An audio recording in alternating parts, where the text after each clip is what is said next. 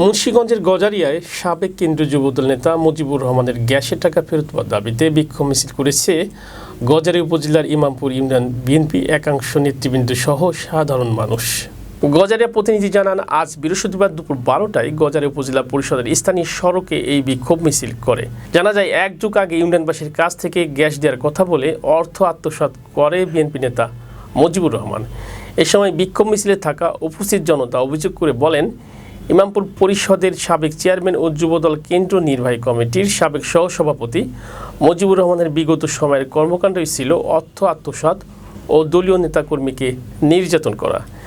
সেই সাথে ইমামপুর ইউনিয়ন এলাকায় গ্যাস দেওয়ার নাম করে সাধারণ মানুষের কাছ থেকে লক্ষ লক্ষ টাকা হাতে নিয়েছে বলেও জানান তারা।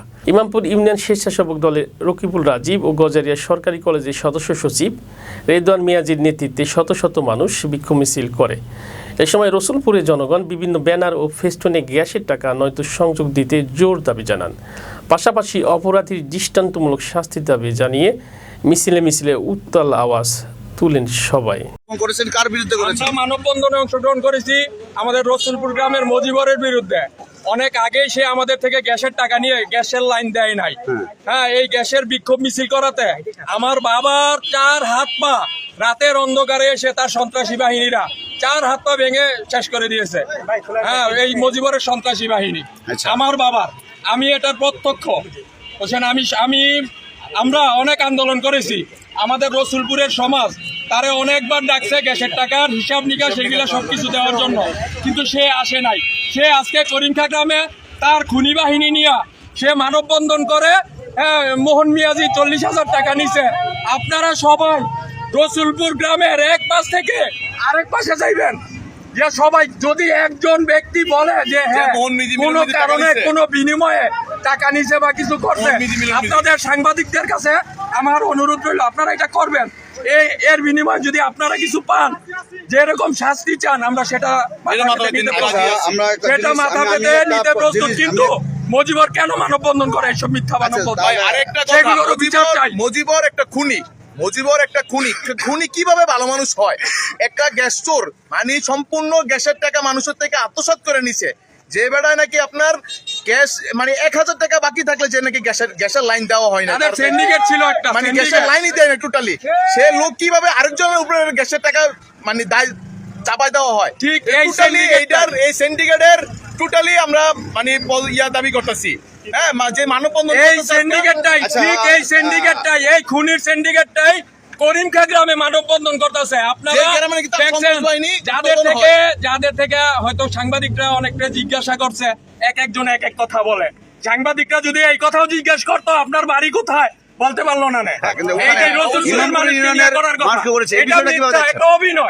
অভিনয় ছাড়া আর কিছুই না।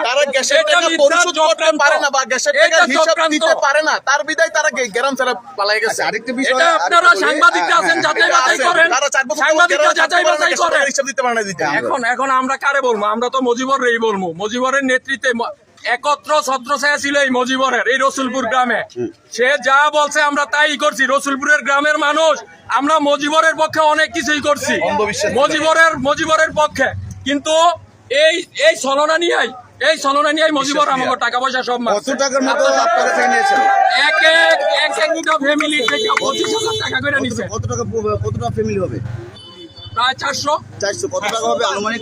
এটা হিসাব দেখ মুজিবর, হিসাব দেখ কত টাকা কত কি হয়েছে, এটা মুজিবর হিসাব দেখ। এই ঠিক সেম গ্যাসের মিছিল হয়। আপনারা যদি প্রমাণ চান গ্যাসের মিছিল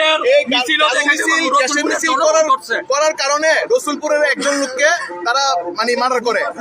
আমার বাবার 4 হাত পা ভাঙা দিছে, ওর বাবাকে এই গ্যাসের টাকার মিছিল করতেছে। আজকে আমরা যেন এই যে গ্যাসের মিছিলের নেতৃত্ব দিতেছি, আমরা যে কতটুকু নিরাপত্তাহীন ভাবে মানে আসি, এটা আমরা নিজেরাও বলতে পারতেছি না। 40,000 টাকা করে নিছে। আমি এর তীব্র নিন্দা জানাই এবং সঠিক বিচারের দাবি করছি। সঠিক তদন্ত এবং বিচারের দাবি করিমখা গ্রামের মানুষের থেকে 40,000 টাকা করে আনছে। করিমখা গ্রামের থেকে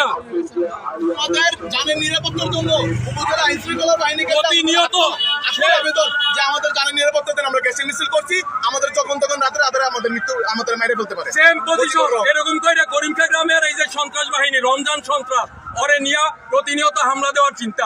এর আগেও হামলা দিয়ে খুন করছে, আমার বাবার 4 হাত পা ভেঙে গেছে। হ্যাঁ, এখন আবার নতুন করে শুরু করছে, মানে অন্যরকম সে আগের মতোই সিস্টেম, আগের মতোই অবশ্যই চাপ প্রয়োগ করা। খুন করছে, একজনকে মার্ডার করছে, আমার বাপের হাত পা 4 হাত পা ভেঙে দিছে, আর এর থেকে বড় কিছু কি চায়? হুমকি দমকি কি চায়? চলতেছে।